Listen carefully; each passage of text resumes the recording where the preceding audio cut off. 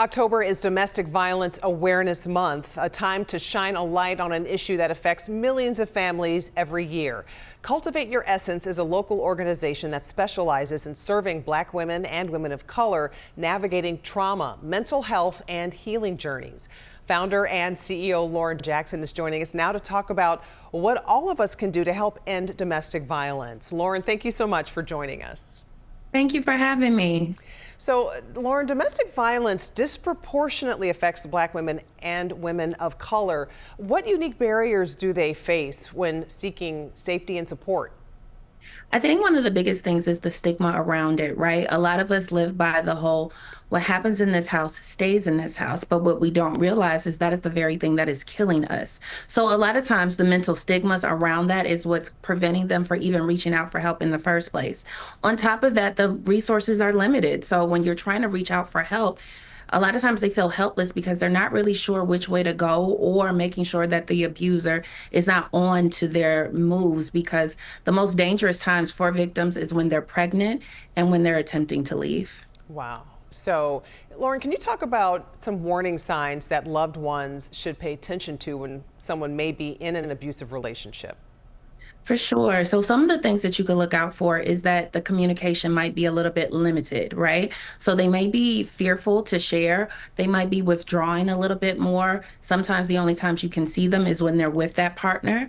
Another thing is they might be shrinking themselves. There's no poster child for who DV might actually happen to. So with that being the case, paying attention to even the way the abuser may be speaking to them, if they feel a little bit more down or if they are more withdrawn, those are some of the signs too that a lot of times people don't pay attention to.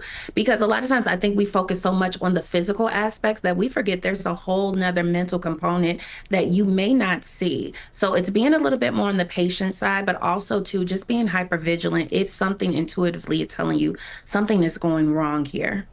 And doing some research, the person who is in an abusive situation could be preparing to leave, but it could take a while. Yes. What are some Yes. immediate steps that they can take to increase their safety?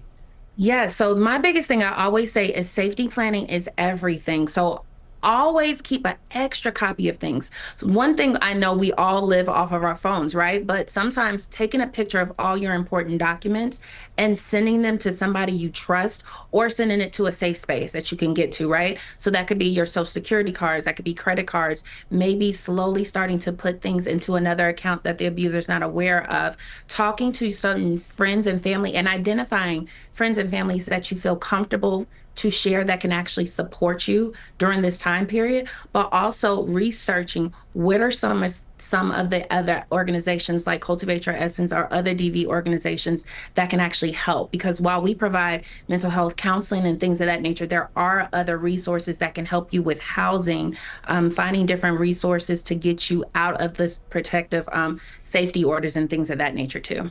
All right, Lauren, thank you so much for your time and helping to get the word out about all of these resources available.